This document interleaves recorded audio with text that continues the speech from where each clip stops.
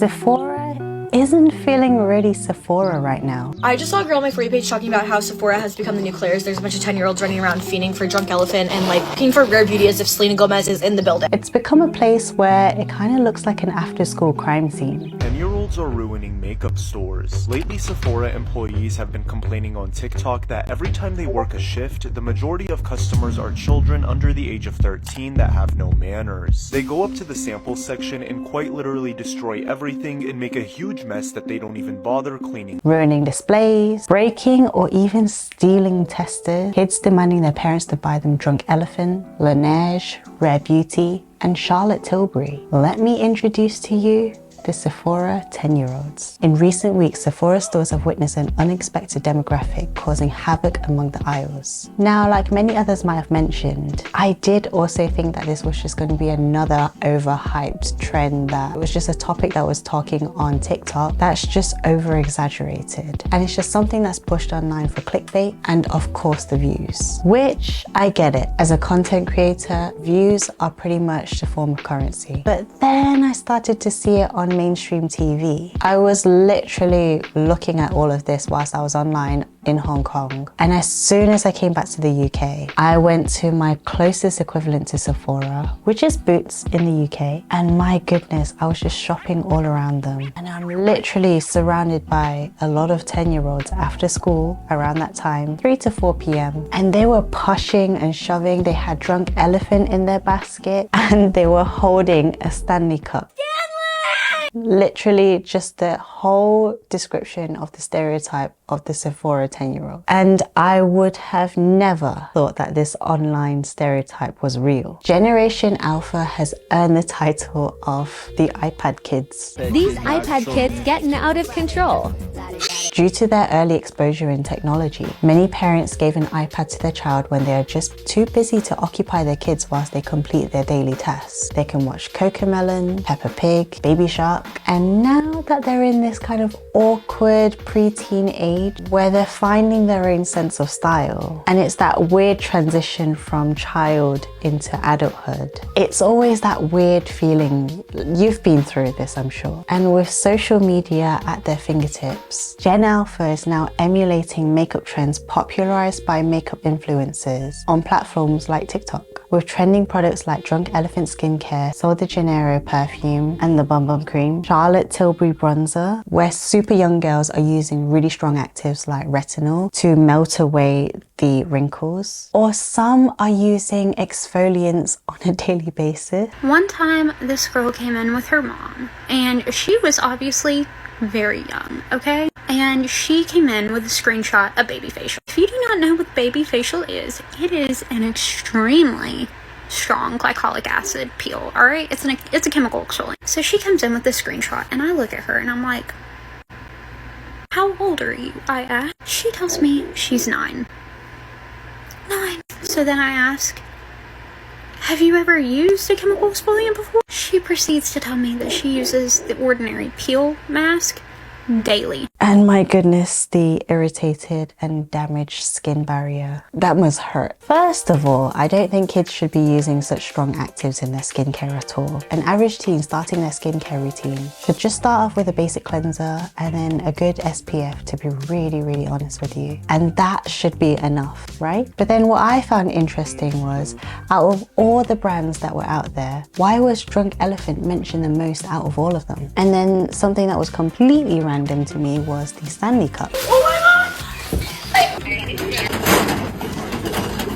A travel cup that has a straw, a convenient shape to hold in the car, and keep drinks iced for up to 2 days. I never knew that so many were going crazy for this cup. But then again, I remember chili bottles were such a huge craze at one point. I guess the durability test where the cup survived a fire and the ice within the cup remained cold, that's pretty impressive. But not impressive enough for me to get this cup, let alone chase after it in the store. But overall, it seems like the integration of technology into their lives has blurred the lines between fantasy and reality, contributing to their disruptive behavior in stores. But how did we get here? There's no doubt that the constant exposure to social media, it has a detrimental effect to just their mental health, especially when the content is specially curated to be addictive. It's definitely affected Gen Alpha, and it's definitely affected us as millennials and also Gen Z and even the boomers. But then for Gen Alpha, the desire to emulate influencers just the way that millennials looked up to celebrities on MTV and magazines can lead to unrealistic expectations and a distorted self-image. And as a result of this, their behavior in public spaces, such as the Sephora stores, may be a manifestation of the pressure to conform to the ideals propagated by social media personalities. Okay, so there's been a huge talk about a lack of third spaces in our current society. The first space being the home, the second space being the workplace or at school, and the third place is a place for socializing and finding our community. The third spaces can be places like a cafe, a restaurant, park, or local community where you can make connections and make friends and build that sense of belonging, which is all incredibly really healthy. And what's happened in more recent days is that this place, an idea of a third space, it's becoming less and less in person and has shifted to a world of just being online. Online communities have been something incredibly new, and when I was growing up, I remember when I was at school, I didn't know many in my social circle who are similar to my ethnicity. But then there were Facebook groups, or do you remember Bebo or MySpace, where I could go there and see people who looked like me. And immediately I could talk to someone and felt like my community was online for the very first time. Fast forward to now, where we are more connected than ever, it's incredibly different that we find ourselves going out less with the ever-evolving world of convenience. Deliveroo and Uber Eats bringing dinner home instead of going out to a restaurant, and even our groceries being delivered at the click of a button instead of possibly bumping into a neighbor at the supermarket. We are all just slowly drifting apart. And it did make me wonder, once I did move to London, let's say around 2013, I noticed a huge difference. The place where I was from, I knew pretty much 80% of the neighborhood. And then when I moved to London, everything changed because I didn't know any of my neighbors. It was very eerie. It's a little bit strange, but that was the norm where I was living. And it was such a huge contrast to growing up where I would be able to wake up, I would be able to knock on someone's door and go ride bikes together with a friend. If it was raining or dark on that day, then we would be playing PlayStation at each other's homes. Which brings me onto the topic of, are we living in a more friendless society? Friends and family aid us to feel a sense of connection. We need those connections to belong and just be within a community as social beings. Even the most introvert person in the world still needs someone to talk to from time to time. And the type of friends that we're developing in today's world is not as varied as they used to be. So there's 4 main types of friends, and this is just a really broad overview. First is the acquaintance. We've met them a few times, mostly through social events. They're in completely different social circles to yours, and it's great to have an outside perspective. It's always super casual. They may be the ones who are your cheerleaders on Instagram or any social media that you're on. And even if you haven't met them that often, they're also great to branch off to widen your social circle. Second is the casual friend. These are great for fun activities that you share together. You may enjoy a shared hobby like going to the gym, play darts, gaming, or running together. This could also be the colleague that you go to the pub with after work. These friendships are incredibly cherished. To have the light-hearted conversation, nothing too deep, a place to feel relaxed and actually just stay in the present. The third type of friend is the really close friend.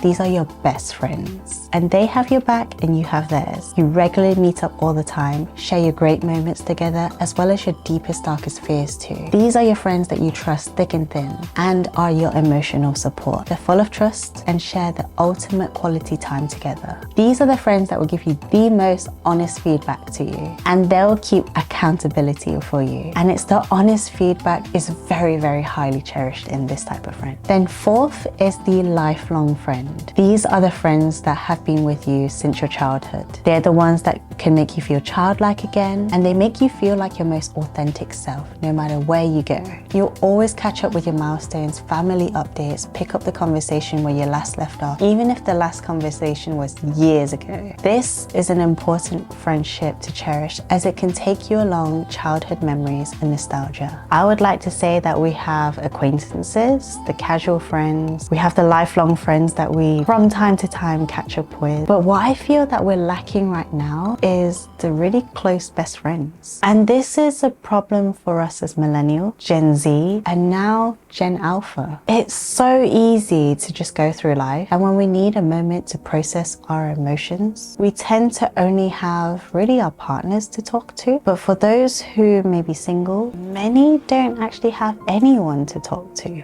And it's so easy just to say, oh, why don't you just go see a therapist? Although these are really amazing resources and people to look up to talk to, and professionally digest and process through incredibly difficult situations, especially traumatizing events. The ease of going to a therapist alone without having your supportive network around you, it lessens your interactions with a close friend to have another perspective to digest through these emotional traumatic events. It's not like you can unload it on just one friend. You have to have a few just to have your back, and it's better to see a therapist whilst you're talking to a close friend at the same time. It ends up that we bottle up all of our feelings, and then it just hurts us even more. It's also a possibility that the lack of talking to close friends on a regular basis is setting an example to Gen Alpha to unintentionally build habits to socialize less, and it can lead to a lot of really awkward social situations, especially in public spaces. So just to wrap this up, our world is becoming a friendless society where social interactions in the third spaces are now a rare occasion. It's affected us all mentally and transcended down to the next generations. I'm personally trying to make it a New Year's resolution to make new friends more locally, and I'd really love